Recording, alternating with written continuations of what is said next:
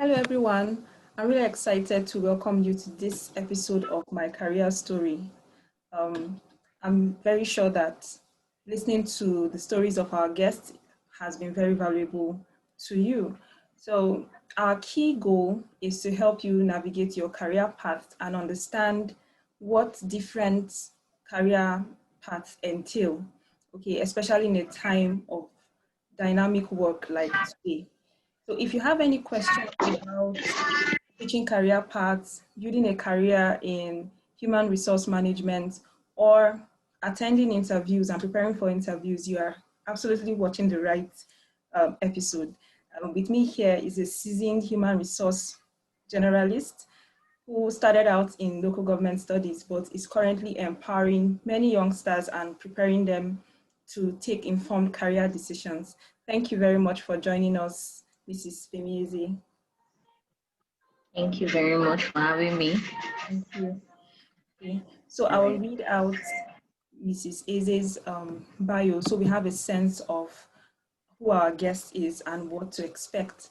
So Mrs. Eze is currently the Group HR Manager of SBI Media Limited, a reputable media agency in Nigeria. She's a graduate of administration from Obafemi Awolowo University, Ile-Ife, Nigeria. She obtained a PGD in business administration from Ajayi Crowther University, Oyo. She's an HR generalist with over 5 years experience cutting across payroll administration, employee management, recruitment and selection, training and development, and performance management. She holds a professional certification with HRCI, a premier credentialing and learning organization for HR professionals. She has a passion for giving and impacting lives. And today we're going to be beneficiaries of this passion of hers. All right, thank you once again. So I'll go right to the first question. What is human resource management all about? Okay, so if I'm going to be defining according to the word human resources, it means resources that has to do with human beings. So resources can be in form of materials, in form of tangible or intangible things needed to achieve a goal. So we also have the human parts. And when we put human resources together, these are the humans that are needed to to achieve the goal of a corporate organization. So that's why we have the human resources. Just as we have material resources, we also have human resources. Let me just put it that way. So human resources in a layman language means the human beings that are needed to achieve a common goal in a corporate environment. All right. Okay. Thank you very much. That was really insightful. So, walk us through your journey to becoming a human resource manager. Why did you choose it, and how would you describe your journey so far? Okay, so I've always had this passion to help, and I wanted to have a career that will fulfill that passion for me. So for people that are close to me, know I'm that kind of person. I like helping people around me. So when I didn't really get to know much about my career path until I finished university. And sometimes I wished someone had mentored me ahead, like earlier in my lifetime, to choose a good path. But thank God I didn't miss it at the end of the day. So after school, before going for my NYSC, I went online and I was looking for career paths to do with helping. And I came across customer service. I came across HR, human resources. I came across medicine. You know, medicine is also is an helping ministry on its own. Yes. Exactly. I came across nursing, but I was not in the science line. So Hello? Hello, can you hear me? Hello?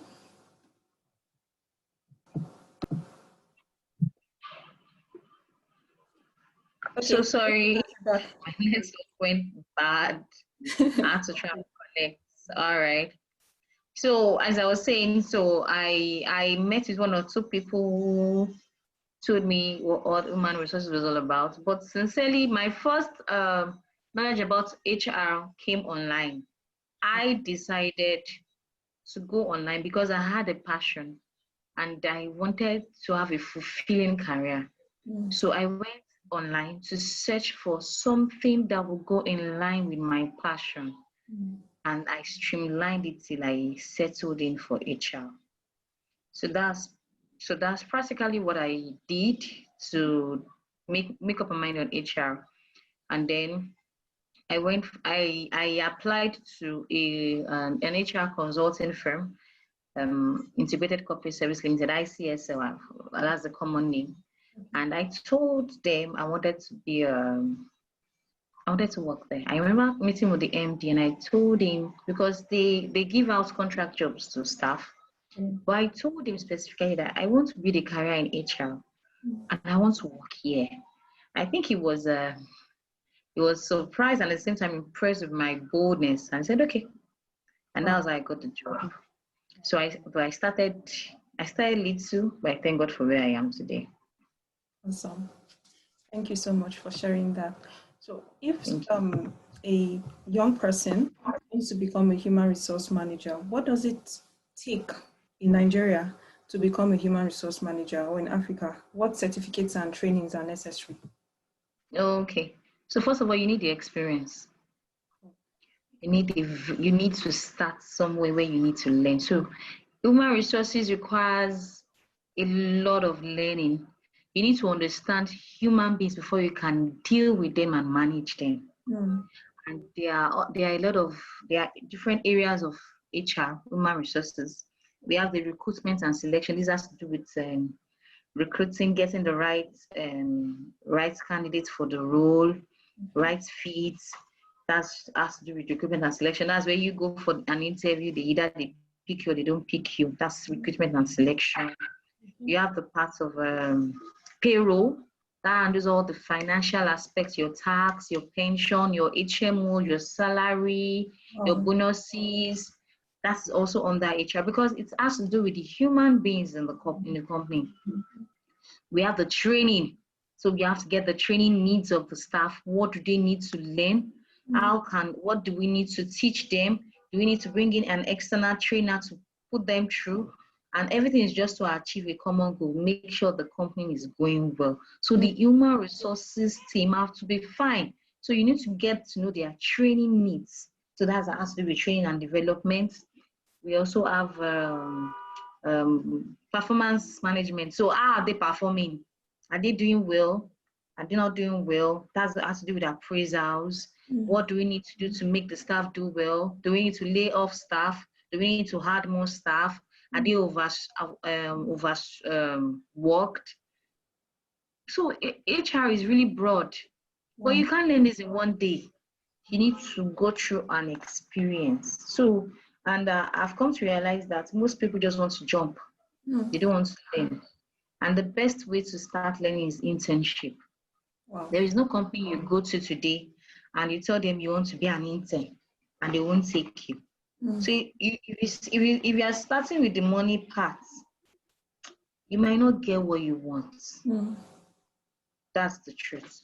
If you are starting with you just want to start making money immediately, I'm sorry to say, but you might not really get what you want because you need to learn. You need the knowledge. Once you get the knowledge, then you grow. Okay, so then you grow. So then certifications in Nigeria, there's CIPM. That's the most common one for HR professionals. We have CIPM, Chartered Institute of Personnel Management. I think that's also you take that in stages. Even for those that are in the science line and they want to switch to HR, they can also take the exams. They have exams for them to take to switch over. So we have CIPM for Nigeria. But in the international level, we have HRCI. HRCI is a body in US. that gives out professional exams to people. It's internationally well known, HRCI. So they have levels of exams too for HR professionals to take. So what do you need to do to grow in HR profession? You need to learn. And you need to learn from people that are way ahead of you. If possible, take internship. Learn what does it what does it take to be a recruiter? How can you be an interviewer? How can you get the right fit for your role? How can you draw up a job description? Then how do you train? How do you get training needs? How do you develop your staff? Then what else? Payroll, all those different areas of HR that needs to be learned. You need to learn, and if you need to learn, you have to humble yourself to learn. So that's why I said it might not necessarily be the money part. And there've been people that are even already in another career line, but they want to switch. It's very possible. So what I advise young people is, okay, let me just take for example a banker that wants to switch to an HR line. While you are still a banker, you're earning salary, start taking CIPM exams. Start going for classes. It's just like, and this happens to even for every other professional body. So Nigeria economy has confined you to do a sales job, but you actually want to be an accountant. Do you understand me? Yeah. Start taking all these ATS exams with the little salary you're earning. That way, you're not really doing what you want to do, but you are still trying to be in line with you are still focused on what you want to do. So start somewhere. There are people that they are working and they are writing exams. I wrote exams when I was even pregnant for my first baby. So it is not an excuse. Learning never stops. Once you start learning, you stop growing. Yes. So even if you're in a career path that you don't want, you can still do something. If you can get people to support you, start taking exams. Then another thing is get a mentor in that line. I have a mentor. She mentored me from the beginning till the point where I am today. If I have any challenge, I go straight to her. I also have a senior colleague. I won't call him my mentor, but he knows more than I do. Let me just put it that way. He is my go-to every day. Like, share this. So you can't be an island of knowledge. That's just the thing. You can't be. There are people that have gone way ahead of you that you will learn from. So have people around you like that. Have them around and be willing to learn. That's just it. Knowledge is very paramount here. And nobody is an island of knowledge. So make sure you have somebody in your life that would direct you rightly in the career path. So learn, take exams if you can. Sincerely, some of these exams are expensive, but for someone that is focused, so let's say you plan to take an exam in September, January, you start saving the money down. So all those extra things, it's a sacrifice, but you know what you want to achieve at the end of the day. So all those, even with that, we are already working, we also save. Save for exams, because once that certification, and you know what that certification will do to your CV, so you save. It's a sacrifice you make. So you just have to keep learning, write exams, acquire certifications, learn from people that have gone way ahead, and if possible, do internship just to gain that experience. Yeah. Wow. Thank you so much. And that really replied question 3 and 4, where you switched from Okay. government studies to human resource management. So in your opinion, as a human resource manager, when is the right time to start learning how to write your CV or start collating your experiences for your CV? And let's just take that first. When is the right time to start writing your CV? Yes, collating Now. experiences. Now. Now, I wish I had a CV when I was in university. Yes. So there are a lot of samples on Google. Google has made it very easy. You want to know the latest type of CV, go to Google. You will see samples there. Yes. It's just I can't start, there's not much time to start explaining how to start writing CV, but it's quite simple. If you follow the rules, go online, you will see it there. Now is the right time to have a CV. What is CV? CV is just a paper representation of you, and CV goes ahead of you. So before the recruiter or the interviewer meets with you in person, they've met with you through your CV. So how do you want your CV to represent you? Now is the time to start building it. Wow. So now is the time. Even at secondary school, I wish I had the CV, because you keep updating it. That's the truth. Yeah. You just keep updating it. All right. Okay. So, how can students hunt for jobs? Since jobs are not posted, some jobs are posted these days, and some come through your network. But how can they hunt for jobs? Probably those haven't been exposed. And please mention maybe 2 things that can make their CV stand out while doing that. Thank you. Okay. So it has 2 questions in one. First of all, how can you hunt for jobs? Strategically put yourself in a place where you will meet and know people. You can't confine yourself to not meeting people or getting exposed. You won't get opportunities. It might be in the church, it might be in a group, you might go for a wedding and you interact with people. This is your life. Meet people. At the end of the day, you now sieve the ones that you need. But you don't know who you will meet at that wedding event that will turn your life around. You don't know who is that person you will meet at the bus stop that will give you the information you need for the next level. We have a social circle. We have groups on WhatsApp, on Telegrams, where we share information, we ask for information. Do you understand? Yes. You need to socialize. For those that are the shy type, the introverts, they are missing out. In the church, we don't know where brother so is working. Meet with people, let them know you. Talk to her, sir. I don't know, can I talk to you? This is me, I am a student, and this is my plan. I've seen you, and I don't know if you can. Before you talk to 1, 2, 3 people, they already know you. Meet with people, be nice, be humble, nice, collect number. I just want to say hi to you, sir. You don't know where that connection will lead you to. That's just the truth.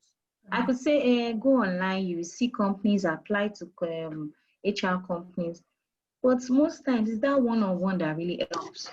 Yes, it might be someone that will send an information. Sorry.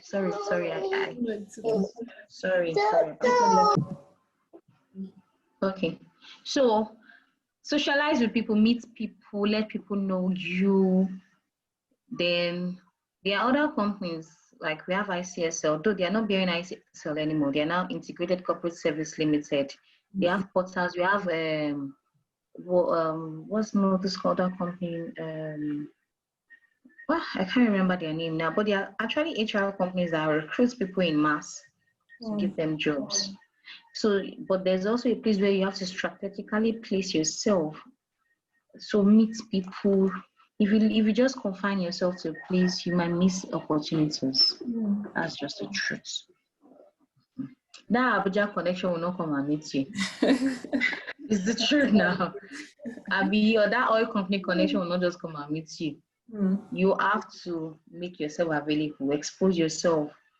I'm not saying let everybody be your friend. That's where there's a point where you have to now sieve. Okay, do I need this person?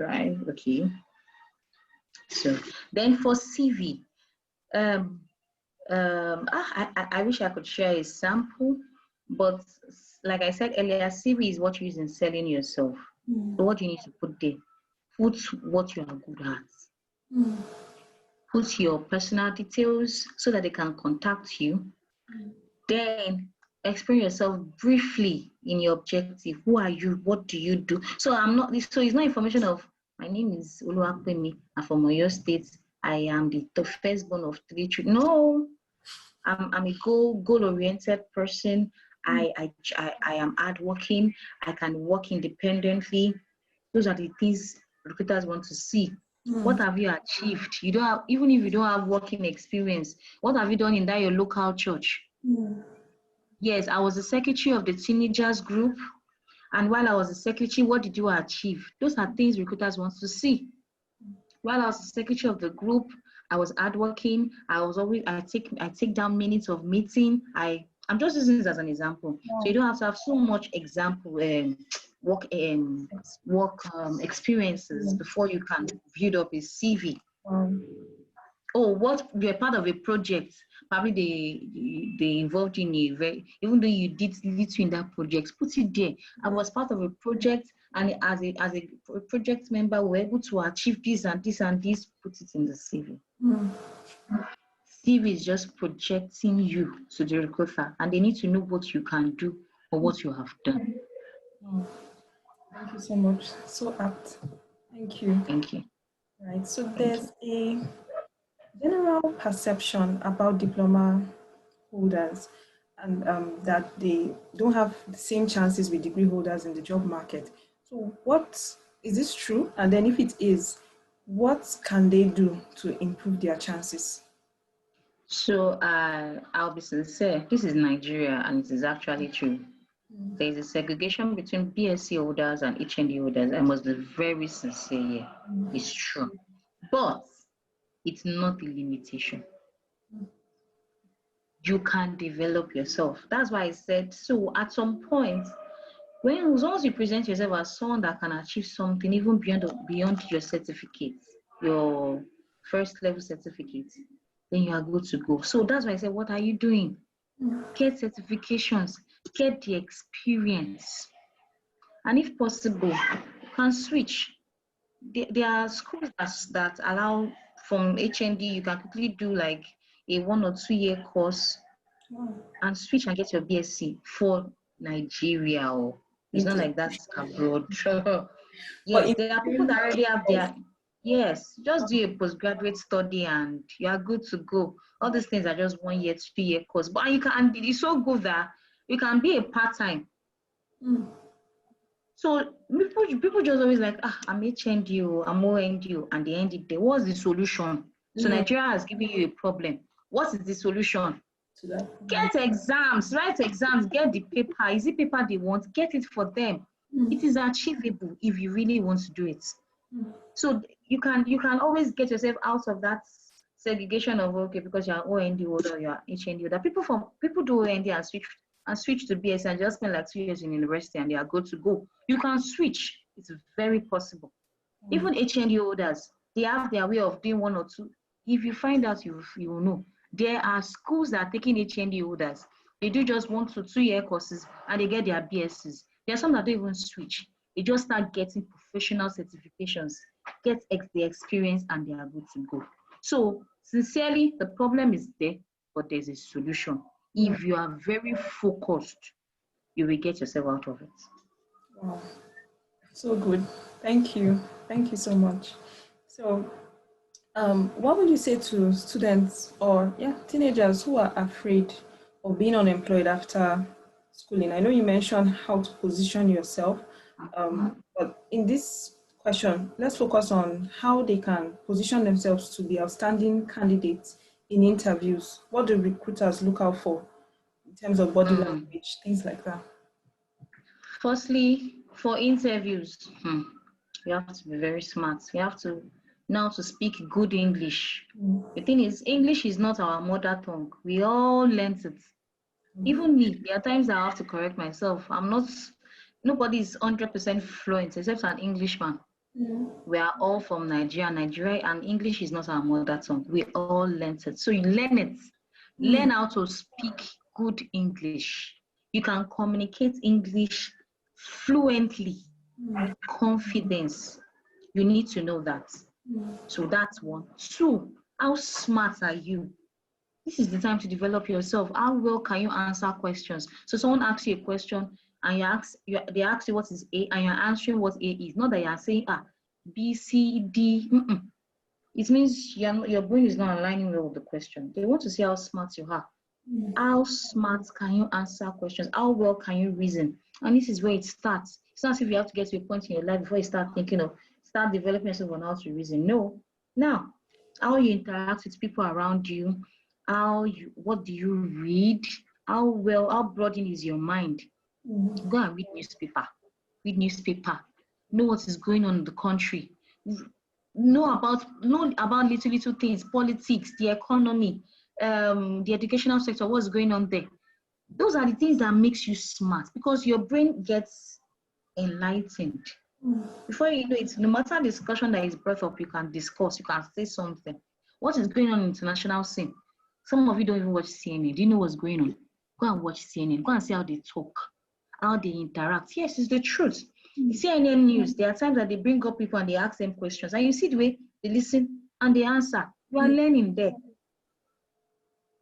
It's the truth. You might not have people around you that will help you develop that, but thank God for our Android phones. I'm sure we all have Android phones. Go to YouTube. Go and see how people take interviews. All these celebrities, we watch them. We shouldn't only watch them for entertainment. Go and watch all those interviews they have. The very smart ones. You see how they answer questions. That is how to develop yourself. You are preparing yourself for that interview in the future. You need to be smart. Interviews want to see people that are smart, you can speak good English, and also go and learn how to use Microsoft, the Microsoft package. In fact, if you want to work in an office environment, you must know how to use Microsoft package, which involves Microsoft Word, Microsoft Excel, and Microsoft PowerPoint. But don't let me go to PowerPoint yet. You need to, Microsoft Word, very, very important. I have a meeting now, so I have to start going. Microsoft Word, Microsoft Excel. And these things can be on your Android phones. Go and download it and learn how to go play around it. Ask questions, people that they know about it. Ask them about it. How you can go about it, how you can use all these things. Please. Thank you so much. And it has been absolutely wonderful. Now, just so you know, Mrs. Pemi Eze has given us another session. Okay, let me say it now that she's here. A Q&A session. So we are inviting you in advance. Get your questions ready. We'll be ending this interview session here, but she has graced us with that. Thank you so much, ma'am. This has been so insightful. We look forward to having you again. Thank you. Thank you so much. Yeah, bye.